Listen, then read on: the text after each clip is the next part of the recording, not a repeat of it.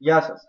Σε αυτό το βίντεο θα παρακολουθήσετε μια εισαγωγή στο πρόγραμμα PSpice και κάποιες χρήσιμες λειτουργίες του, όπως η δημιουργία κάποιου κυκλώματος και υπολογισμό των τάσεων, του ρεύματος και της ισχύς σε κάθε στοιχείο του.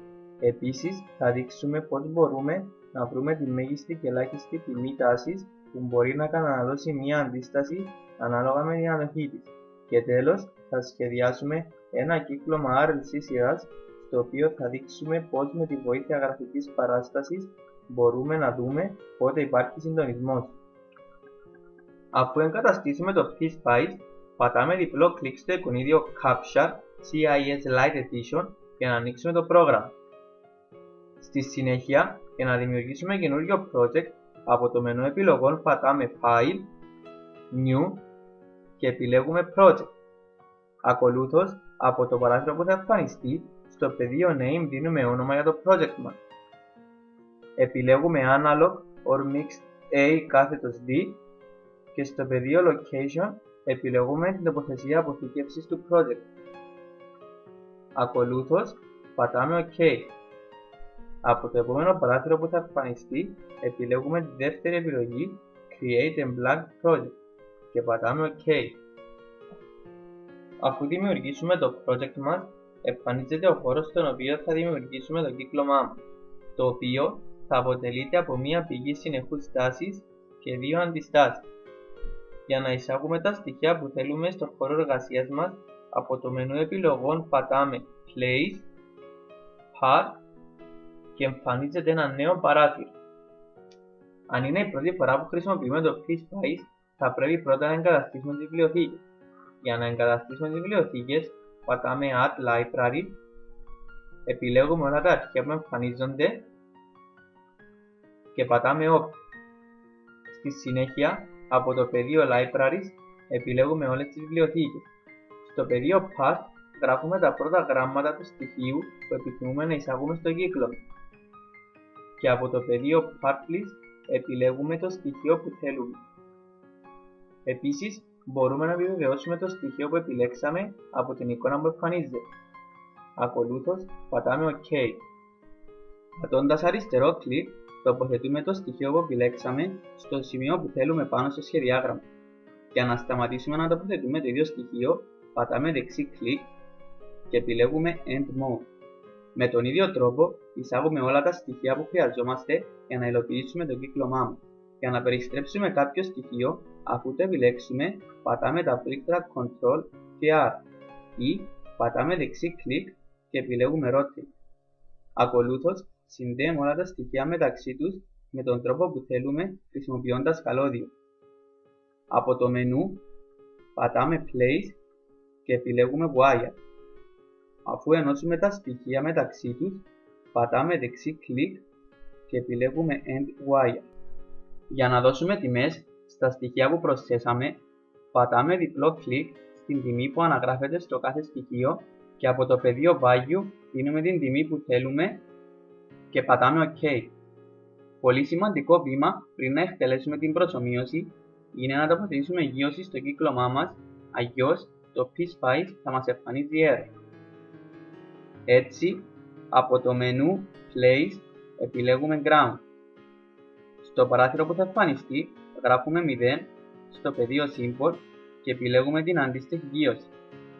Όπως αναφέραμε και προηγουμένως, αν είναι η πρώτη φορά που χρησιμοποιούμε το PSpice, πρέπει να εγκαταστήσουμε τις βιβλιοθήκες. Αφού επιλέξουμε τη γείωση, πατάμε OK και την τοποθετούμε στο κατάλληλο σημείο στο κύκλωμά μας.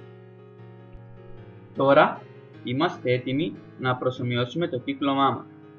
Από το μενού PSpice επιλέγουμε New Simulation Profile.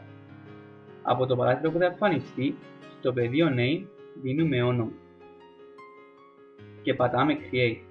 Για να υλοποιήσουμε κομβική ανάλυση, από το πεδίο Analysis Type επιλέγουμε Bias Point και ακολούθως πατάμε OK.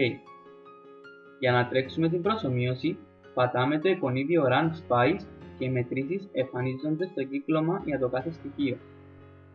Αν θέλουμε να εμφανιστούν στο κύκλωμά μας οι τιμές ρεύματος και ισχύως, από το μενού PSpice επιλέγουμε Bias Point και ακολούθως επιλέγουμε Enable Bias Current Display για το ρεύμα και Enable Bias Power Display για την ισχύ. Στο ίδιο κύκλωμα θα τοποθετήσουμε ανοχή στις αντιστάσεις μας και θα δούμε τη μέγιστη και ελάχιστη τάση που μπορούν να καταναλώσουν.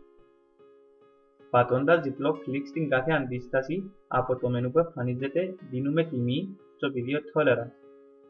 Παραδείγματος χάρη 10% και πατάμε Apply.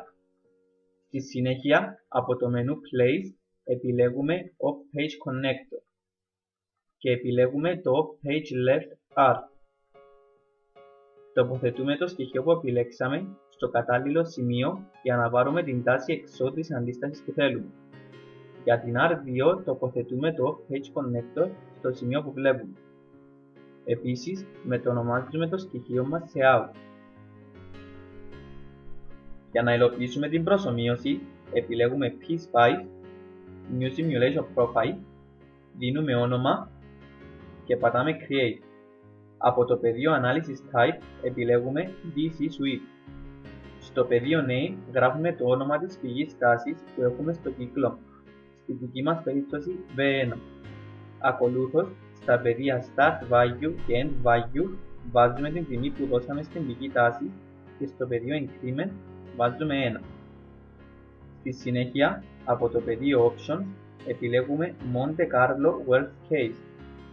Στις νέες ρυθμίσεις που εμφανίζονται επιλέγουμε Worst Case Sensitivity και στο πεδίο Output Variable γράφουμε V, παρένθεση και το όνομα που δώσαμε στο Page Connector.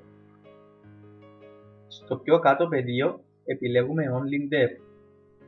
Μετά πατάμε More Settings. Στο πεδίο Find επιλέγουμε The Maximum Value Max ή The Minimum Value Min ανάλογα με το αν θέλουμε να δούμε τη μέγιστη ή ελάχιστη τάση που καταναλώνει η αντίσταση. Επίσης, στο πεδίο Worst Case Direction επιλέγουμε High ή Low για μέγιστη ή ελάχιστη τάση αντίστοιχη. Ακολούθως, πατάμε OK στα δύο παράθυρα και από το Run Spice εκτελούμε την προσομοίωση. Επιλέγοντας το View Simulation Output File και πηγαίνοντας στο τέλος του αρχείου που εμφανίζεται, μπορούμε να δούμε τα αποτελέσματα της προσομοίωσής μας. Θεωρητικά, αφού έχουμε δύο αντιστάσεις του 1 kΩ και μία πηγή τάσης 2V, κάθε αντίσταση θα καταναλώσει 1V. Όμως, αφού προσθέσαμε την ανοχή, βλέπουμε ότι η μέγιστη τάση που μπορεί να καταναλώσει η αντίσταση είναι 110% της ονομαστικής της τιμής, άρα 1,1V. Για να δούμε την ελάχιστη τιμή, ακολουθούμε τη διαδικασία που περιγράψαμε προηγουμένως, επιλέγοντας τις ρυθμίσεις για ελάχιστη τάση. Επίσης, για να δούμε τη μέγιστη και ελάχιστη τάση της άλλης αντίστασης στο κύκλωμα, θα πρέπει να ανταλλάξουμε τη θέση των δύο αντιστάσεων, αφού πρέπει το ένα άκρο της αντίστασης να βρίσκεται στην γείωση. Τώρα θα υλοποιήσουμε ένα κύκλωμα RLC σειράς και θα δούμε πώς με τη βοήθεια της γραφικής παράστασης του ρεύματος σε σχέση με τη συχνότητα μπορούμε να δούμε πότε υπάρχει συντονισμός. Αφού σχεδιάσουμε το κύκλωμα, επιλέγουμε Current Marker από το κυρίως μενού και το τοποθετούμε στα άκρα της αντίστασης για να εμφανιστεί η γραφική παράσταση του ρεύματος σε σχέση με τη συχνότητα στο συγκεκριμένο σημείο του κυκλώματος. Το κύκλωμα περιέχει έναν πυκνοτή με τιμή 1,406 nF, έναν ποινίο με τιμή 31,21 mH, μία αντίσταση με τιμή 1,18 kΩ και μία πηγή εναλλασσόμενης τάσης με VRMS ίσον 3,55V. Στη συνέχεια θα υλοποιήσουμε την προσομοίωση. Από το πεδίο Analysis Type επιλέγουμε AC Sweep Noise. Στο πεδίο Start Frequency βάζουμε 5K, στο End Frequency 100K και στο Point Decay 100. Αυτά είναι τα όρια της γραφικής μας παράστασης. Ακολούθως πατάμε OK και εκτελούμε την προσομοίωση. Αφού εμφανιστεί η γραφική παράσταση, πρέπει να δούμε την τιμή που έχουμε στο μέγιστο σημείο της, όπου θα έχουμε μέγιστο ρεύμα, άρα και συχνότητα συντονισμού. Από το μενού πατάμε Trace, Cursor και επιλέγουμε Display. Τώρα με το Cursor μπορούμε να δούμε οποιαδήποτε τιμή του ρεύματος και της συχνότητας στη γραφική μας παράσταση. Επίσης, από το μενού Trace Cursor επιλέγουμε Pick, ώστε το πρόγραμμα να θέσει το cursor στο μέγιστο σημείο της γραφικής. Βλέπουμε ότι το μέγιστο ρεύμα ισούται με 3,007 mA και η συχνότητα συντονισμού είναι 23,983 kHz. Για να βρούμε τις συχνότητες F1 και F2, οι οποίες είναι οι συχνότητες μισής ισχύως, δηλαδή έχουν τη μισή ισχύ από τη συχνότητα συντονισμού, πολλαπλασιάζουμε το μέγιστο ρεύμα με 0,707 και βρίσκουμε ένα νέο ρεύμα με τιμή 2,126 mA. Τώρα, μετακινώντας το cursor σε αυτή τη τιμή αριστερά και δεξιά από το σημείο συντονισμού, μπορούμε να δούμε την αντίστοιχη συχνότητα F1 και F2. Άρα η F1 ισούται με 21,185 kHz και η συχνότητα F2 ισούται με 27,249 kHz. Αφαιρώντας την F2 από την F1, βρίσκουμε το εύρος συχνοτήτων, το οποίο ισούται με 6,064 kHz. Ευχαριστούμε για την προσοχή σας.